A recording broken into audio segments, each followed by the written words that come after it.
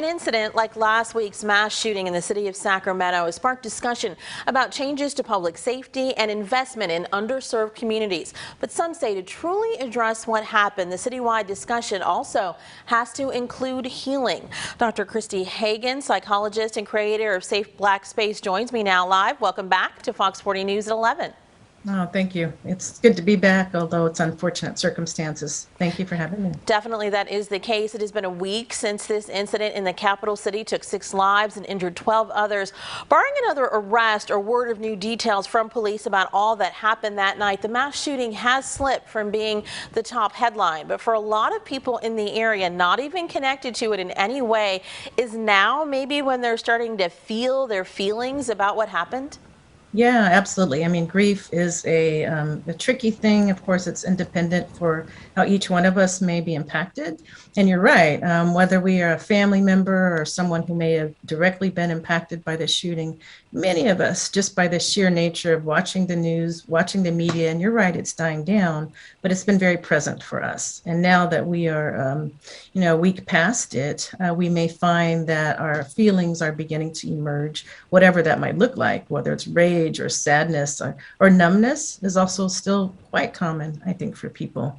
But as we disconnect from some of the intensity of the immediacy of it, it does mean that we are more inclined to get in touch with some rawness around what we're feeling around what happened. That is definitely a word that feels appropriate, rawness. Now, over the weekend, you hosted a healing circle about the mass shooting. Was that something you opened up and people kind of found their way to it, or did you get requests to hold one shortly after the incident?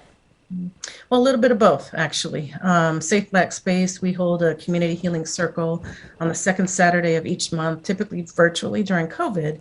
And it's specifically for people of African ancestry with a lived Black experience. So it happened to be the case that our circle fell on this Saturday immediately after the shooting. So it was very timely.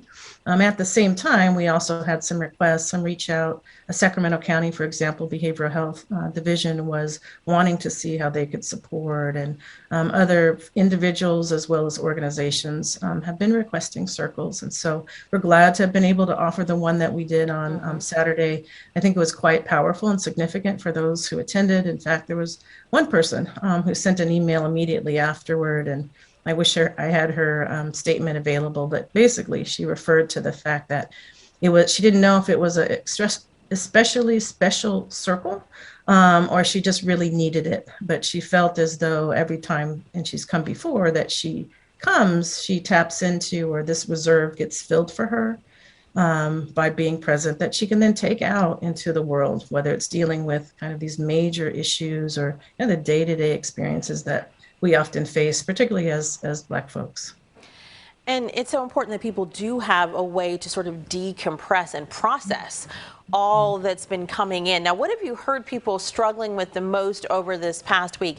Is it the incident itself? Is it that from what police have revealed, we as a community still know so little about why what happened? Is it just the overwhelming sadness of such a thing? What are people saying? All of that, Sincere, plus more, right? But there is a lot of concern about the fact that there's little information that's still being kind of released and available. I know there were really major concerns at the beginning about the length of time that it took for them to kind of clear the area and release the family members, the victims. And then, of course, there's issues around concerns with gun violence, how that's impacting our city, and how it's been impacting our city, right? This is not necessarily new.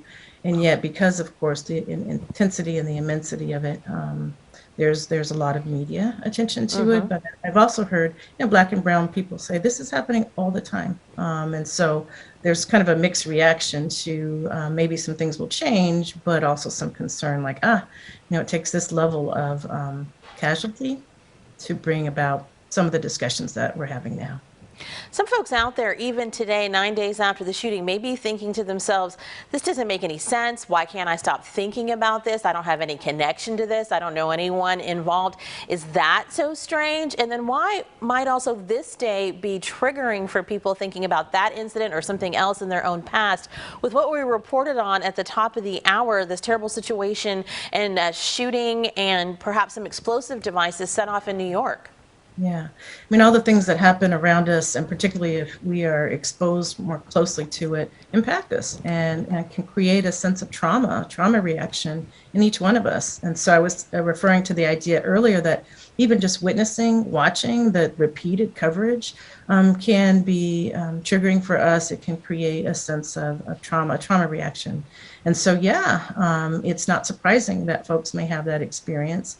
And today in particular, I was on a call with someone earlier, a provider, and they were talking about, yeah, watching the news, hearing about what's happening on the East Coast has created this sense of anxiety and fear for that person, for me as well. Exactly. Safe Black Space, which is open to lots of other people in lots of different ways as well. As to African Americans, one of the ways people can reach out for self-care with all that's happening in our communities. Thank you so much for coming in to share about your mission. Yeah, thank you so much.